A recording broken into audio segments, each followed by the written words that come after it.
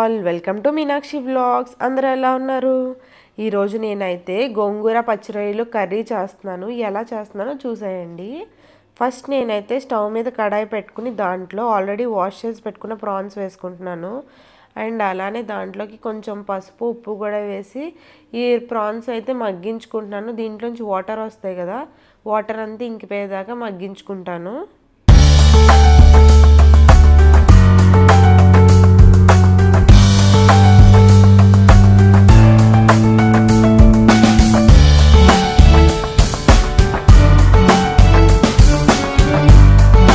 Prawns already మగ్గిపోయినాయి కదా, ఇంక ఇప్పుడు నేనైతే గోంగూర మగ్గించుకుంటున్నాను.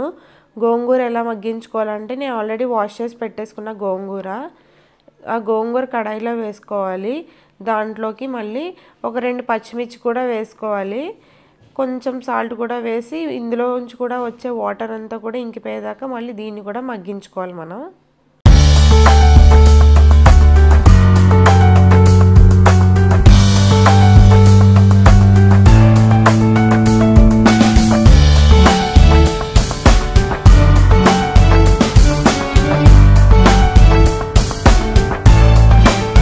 అయితే బాగా మగ్గిపోయింది కదా, మనం ఇంక ఇప్పుడు దీన్ని ఒక మిక్సీ జార్లోకి తీసుకుని చల్లగా అయిన తర్వాత దీన్ని పేస్ట్ చేసుకోవాలి.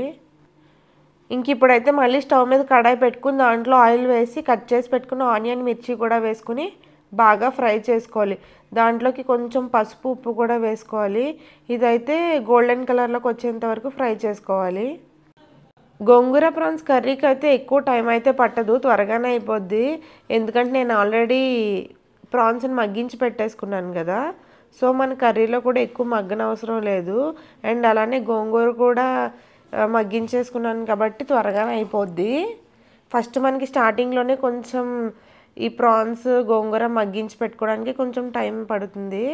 ఇంక ఇప్పుడైతే ఆనియన్ ఫ్రై అయిపోయింది కదా, నేను దీంట్లోకి మగ్గించి పెట్టుకున్న ప్రాన్స్ అండ్ అలానే ఒక స్పూన్ జింజర్ గార్లిక్ పేస్ట్ కూడా వేసి దీన్ని కొంచెం సేపు మళ్ళీ మగ్గించుకుంటున్నాను.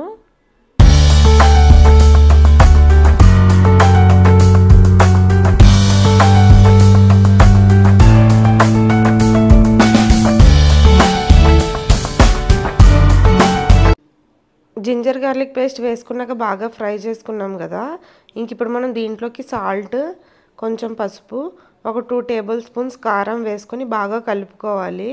ఇంక ఇప్పుడు మనం దీంట్లోకి వాటర్ కూడా యాడ్ చేసేసుకోవాలి. ఒక 1 గ్లాస్ వాటర్ వేసుకుని దీన్ని మళ్ళీ కొంచెం సేపు సిమ్లో పెట్టుకుని ఒక 10 నిమిషాలు మగ్గించుకోవాలి దగ్గరికి అయ్యేంత వరకు.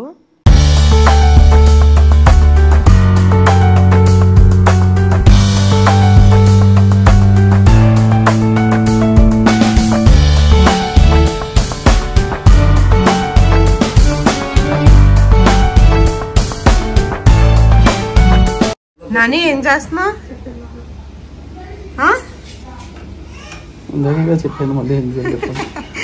సెకండ్ టేక్ చెప్పు, ఏం చేస్తున్నావు? పెద్ద రైలు కదా ఇది, పెద్ద రైలుకి టేస్ట్ అండ్ మసాలా బాగా పట్టాలి. అంటే మసాలా బాగా పట్టాలి, టేస్ట్ బాగా రావాలి అంటే ఇలా ప్రతి రొయ్యని కూని చేయాలా? హోల్స్ పెట్టాలి. Okay. Then taste would be ఎన్హాన్సా చెప్పు. ఓకే, చూసారా, మీరు అందరూ కూడా ప్రాన్స్ వండుకున్నప్పుడు ఒకవేళ పెద్ద రొయ్యలు కనుక తెచ్చుకుంటే మీరు ఇలానే చేయండి. 4th వాటికి కన్నాలంటే పట్టండి.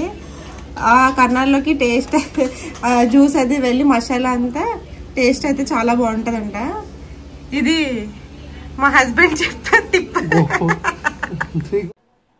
మన కర్రీ అయితే దగ్గరకు అయిపోయింది కదా, ఇంక ఇప్పుడు నేనైతే దీంట్లోకి గోంగూర ఆల్రెడీ పేస్ట్ చేసి పెట్టుకున్నా కదా, ఈ గోంగూరను అయితే ఈ కర్రీలో యాడ్ చేసేసుకుంటున్నాను. చూడండి గోంగూర ఎలా ఉందో, చూడడానికి ఏదో గోరింటాకులా ఉంది కదా. ఇంక ఇప్పుడు నేనైతే వేసిన తర్వాత కర్రీలోని ఇదంతా ఒకసారి బాగా మిక్స్ చేసుకోవాలి. ఎందుకంటే ఆ గోంగూర ఫ్లేవర్ అంతా ప్రాన్స్కి పట్టాలి కదా. ఇంక ఇప్పుడు నేను దీంట్లోనే స్పెషల్గా మసాలాలు అయితే ఏం ఆడట్లేదు. ఒక 1 table spoon garam masala and అలానే ఒక 1 టేబుల్ స్పూన్ వచ్చేసి చికెన్ మసాలా కూడా వేసేసుకొని మనం స్టవ్ని అయితే సిమ్లో పెట్టి ఇంకా మూత పెట్టి మళ్ళీ ఒక 5 మినిట్స్ అయితే మగ్గించుకోవాలి.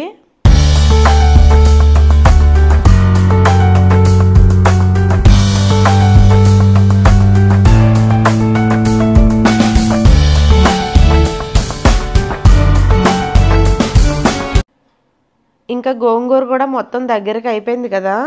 ఇంక ఇప్పుడైతే ఫైనల్గా అయితే మనం దీంట్లో కొత్తిమీర కూడా వేసేసుకొని స్టవ్ ఆఫ్ చేసేసుకోవడమే.